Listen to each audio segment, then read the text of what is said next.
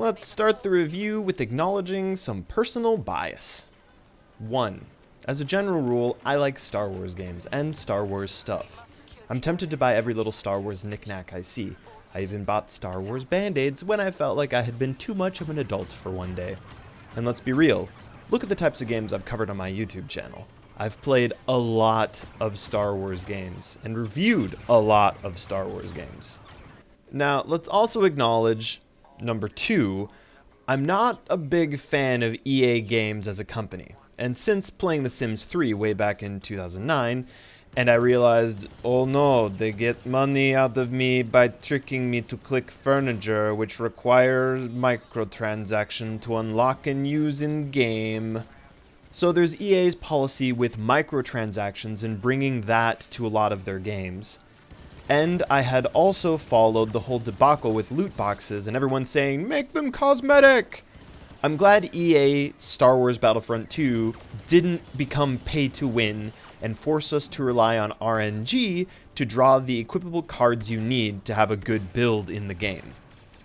And part of why I've never gotten around to playing EA's Star Wars Battlefront 2 is because part to protest EA as a company, and in part, I simply enjoy playing Star Wars Battlefront 2 Classic from 2005, and I felt my needs were being met by that classic game. Now, I do admit I would love to play that game with a new coat of paint, and that's the least that I hoped coming from EA's Star Wars Battlefront 2. At the end of the day, we all got here because of the Steam summer sale of 2023, and my younger brother picked up the new Star Wars Battlefront 2, and then got it for me, so we could all play together, and we've been enjoying what it has to offer. What does it have to offer, you may be asking? Now, that's why you're here for my review, right? In short, Star Wars Battlefront 2 is a third/first-person shooter developed by DICE and released in 2017. It has a plethora of game modes, online and offline, and even a single-player campaign.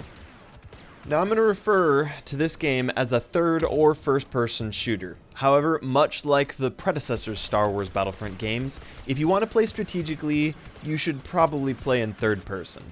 And I typically played in third person for the strategic advantage. It's easier to switch between camera modes on the fly in this game. First person view gives you a better zoom. Third person gives you a wider field of view, and lets you peek around corners. A true master of this game would take advantage of the strengths of switching between both of these camera modes.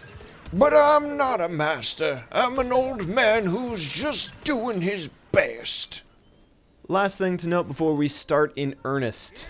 I'm not nearly good enough to play this game online with the other big boys and girls.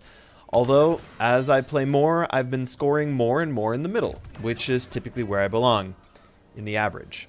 So please, temper your expectations. If you want to learn how to be good at Star Wars Battlefront 2, this is not the video you're looking for.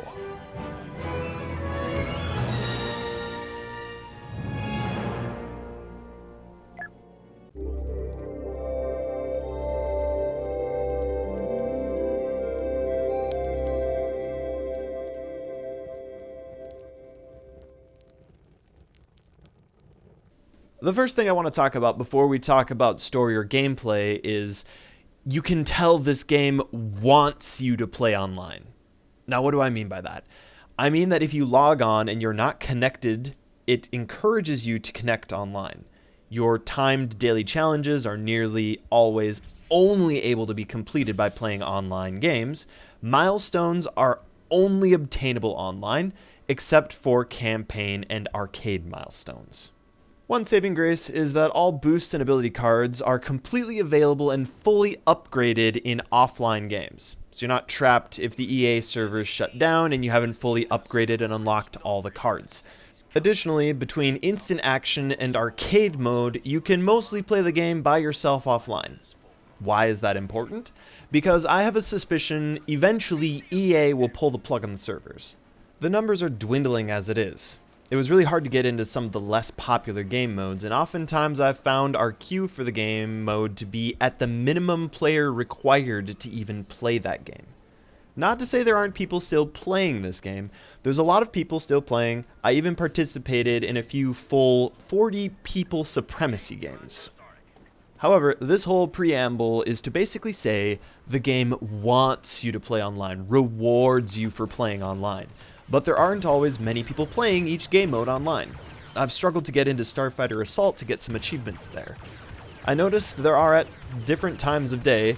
It's sometimes impossible to play that game mode, but your chances are better when there's a bonus experience event going on. Everyone loves to get extra XP. Star Wars Battlefront II has a campaign. Well, 1 1/4 of a campaign. You play as Iden Versio, a commander of the Imperial Special Forces known as Inferno Squad. As you play through the campaign, you'll play as Iden and various cast members from the Star Wars films. Nearly every level you play as Iden, you'll shuffle through a new weapon and a new loadout, which actually helped ease me into the game. Taking breaks to have the player play as some of the hero characters with drastically different gameplay mechanics also helped to break up the story, and taught me how to actually play the heroes so I wasn't as useless when I got online. The characters in the campaign were actually very compelling, and I cared about what happened to them, which for me was noteworthy. I would take a break from the shooting, lightsaber swinging action and watch a cutscene movie. I'd actually watch the whole string of cutscenes by themselves, if I could.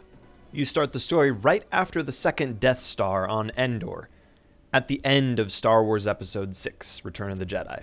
And naturally, Inferno Squad has been shook up by the darkest day in Imperial history. The campaign took me around 6 to 8 hours to finish it, and then a few more hours to finish the bonus campaign.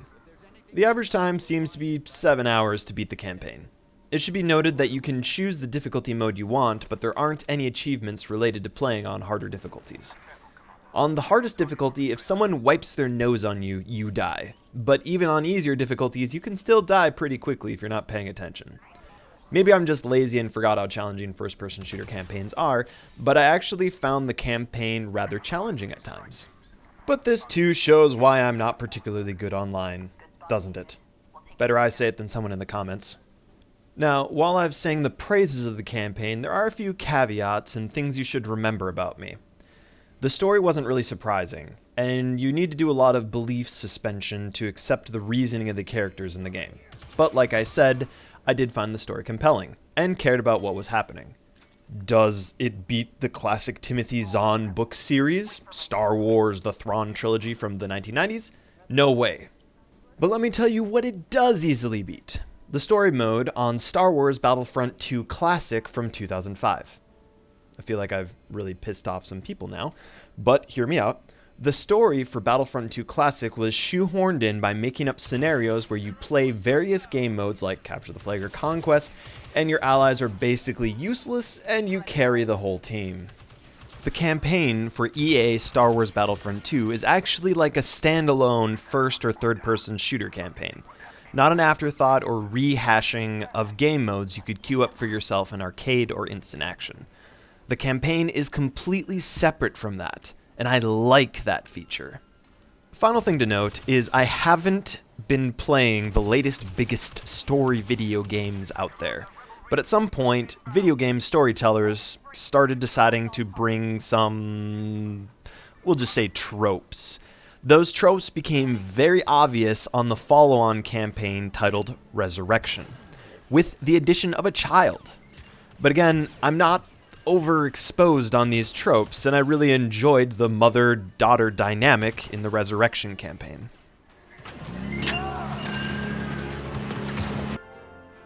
There are 4 basic classes in the game: Assault, Heavy, Officer, and Specialist. As you get kills or capture objectives, or just heroically lay down your body in front of the meat grinder, you'll get points which can be used to play as a Specialist class, Vehicle, or Hero class. At its core, shooter games are very simple. Kill the enemy team more, and you win. Shoot in the head for bonus critical damage. Everyone and anyone who kills me is cheating or hacking, and don't speak in chat unless you want to make yourself a target for insults and slander. There are 3 main categories of gameplay. Number 1, multiplayer, which can range from games of 4 to 40 players with different rules and game modes ranging from big massive battles to small groups who play as heroes from the start of the game, or even Starfighter Assault if you're lucky enough to have people who want to play that game mode. It might not be true, but I just had the toughest time trying to get into that game mode. The coolest part of these games are definitely the big huge battles with 40 people. Like playing Battlefront II Classic from 2005, I liked playing on huge maps and feeling like one small common soldier trying to make a difference in this tide of warfare. And you definitely get that with this game mode, although my experience was less making a difference and more running into the open and getting my face's molecules reconfigured into a new melted pattern. And then see some unattended children call each other names in the text chat, and at the end of the game get the classic message, GG EZ, because courtesy is dead. It's been a long time since I've stepped into an online shooter game like this. I've avoided doing so because I really don't care for the name calling which normally takes place. But for this game, I make an exception. In a way, it's easier to take because there's just so many people, and unless you send a message, no one's gonna remember you, whether you're good or bad at the game. But parents, please don't leave your children unattended while playing online games, even if those children are in high school or college.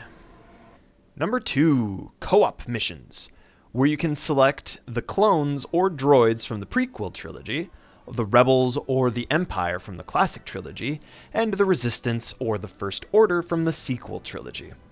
Then you play as a 4-player team attack or defend scenario where you can work on leveling up your various classes and learn the game a bit without pissing off the rest of the 39 people in your game. No offense, I speak from my own personal experience. This was the game mode I played the most. My brothers and I would group up, after adding each other on the EA client. Oh yes, you'll be using that thing while you're playing online. Ta-da! We group up, and then we mute each other because we use Discord to talk, and EA, for some godforsaken reason, doesn't let us locally mute our microphones in the settings. Don't worry, by the way. Voice chat isn't live for the whole Battlefield if you play one of the big multiplayer games. It's just for whenever you group up. So stupid. Don't they know nearly everyone uses Discord? What the crap? Anyway, after grouping up, we queue and get a random person who joins us and typically outperforms us. But this was my favorite game mode. Fastest queue times, didn't take too long to play a level. We got to slowly level up our classes, experimenting with different strategies, namely stacking droideka on top of the final control point and alternating who stands in front to shield the group. Really, we picked up Star Wars Battlefront II for this game mode. I actually had a comment on my Star Wars Battlefront Classic video where I was told about this game mode, although it's weird that it's called co-op when it's 4-player. Typically the genre name is for 2 players, but I get it, multiplayer was already taken for a category name for the big battles.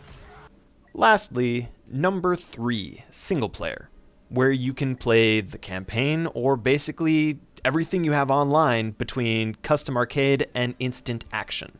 Again, this is where I suggest you start if you've never played this type of game before.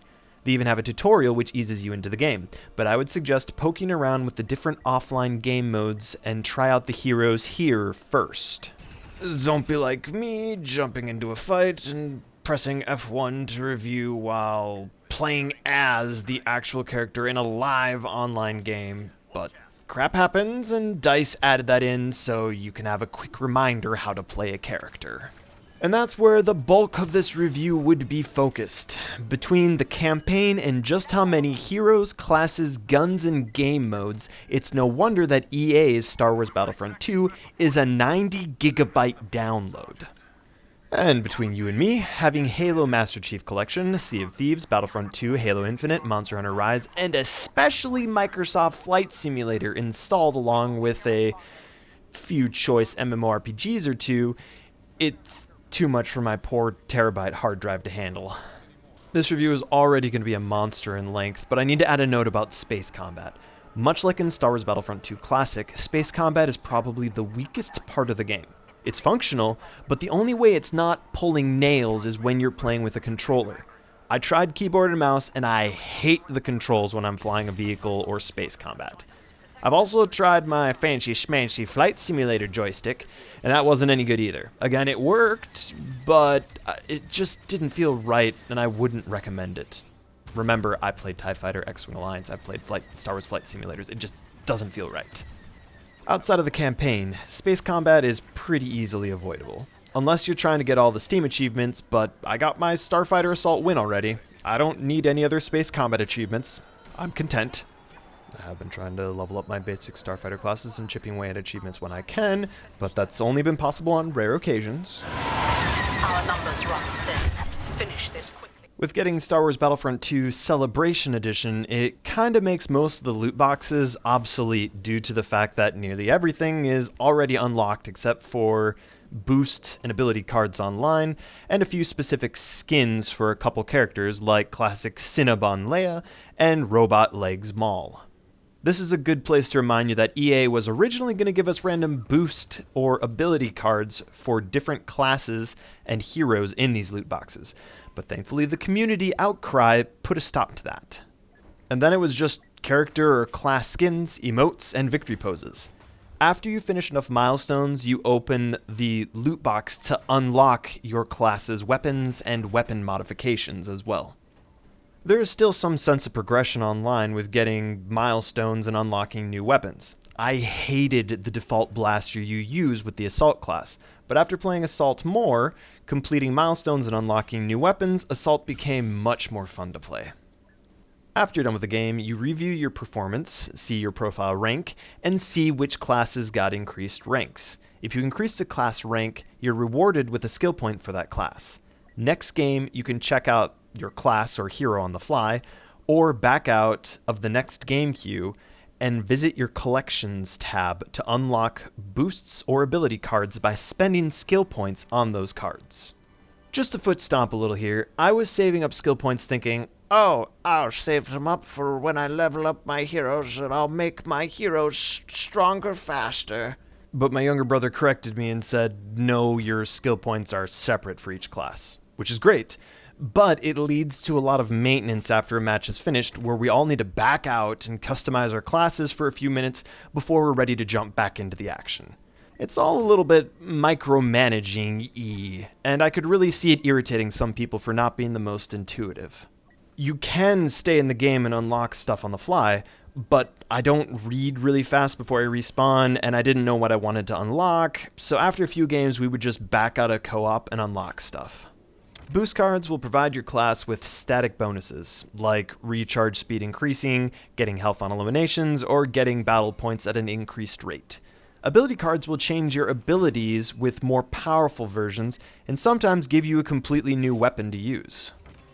This is where character customization comes into the equation. What are the best combination of boosts and ability cards? I have no idea. I just upgraded stuff that made sense to me in my playstyle. But mind you, I played mostly against the bots. But if you step into the online arena, you might want to look up some suggestions for class builds. Or you can copy the build from the person who rearranges your face molecules, because the game will show you which cards they're using after you die. Going into EA's Star Wars Battlefront II, I had the expectations, well, if it's just like classic with a shiny coat of graphics paint, I'm happy. Good enough for me. Turns out, there's tons of stuff in this game. I kinda wish I would have joined the masses and picked up Battlefront when it first came out. One feature I really would have liked to have seen in this game would be to host a private game. Sure, you can group up with a few friends and even play the big games like Supremacy, and it feels kinda like that, but I really liked the classic Battlefront 2 where it just let us host our own game and just sync in with the bots and secretly search for each other on the battlefield in sniper hunts. As it is, 4-player co-op mode is definitely fun. My video game group of friends really enjoyed playing it. I highly recommend checking it out. The campaign is easily forgotten in all of the online stuff, but the campaign is absolutely worth checking out as its own thing in Battlefront 2. As with most AAA games, there's something for everyone in this game, be it to play with tons of people, some people, or no people, aka offline. As with other Star Wars games, I tend to feel pretty qualified to talk about them. Hopefully I come across as balanced, but at the end of the day, I simply like Star Wars stuff, and I was easily pleased by this game. I can confidently say this doesn't replace Star Wars Battlefront II Classic in my heart. There's space to like more games, and this isn't Highlander rules. Do I wish there were private lobbies? Yes. Have I looked into modding the game yet? No. Not yet, anyway. But I wouldn't be surprised if the community has already stepped up on that one. But just judging the game on its own with the campaign, multiplayer, and 4-player co-op, I'm quite satisfied with the experience, and I can see myself playing many, many more hours of this game. Hopefully this review has helped introduce you to the game, and if you were on the fence about picking it up, maybe now you're confidently leaning one way or another. And just to remind you, if you think this game doesn't look like something you'd enjoy, that's fine too. Feel free to drop me a comment about what you think. Am I being fair to say EA's Star Wars Battlefront II doesn't replace the original? Is my cynicism about EA games fair? What features would you like to see in EA's Battlefront 2? As always, thank you for watching my review for EA Star Wars Battlefront 2. This took so much time to get all my thoughts down for the game, never mind recording and editing time. My name is Atratzu, and I will see you in the next review. Our assault is a success thanks to your courage and sacrifice. The Rebel Alliance is honored to have you.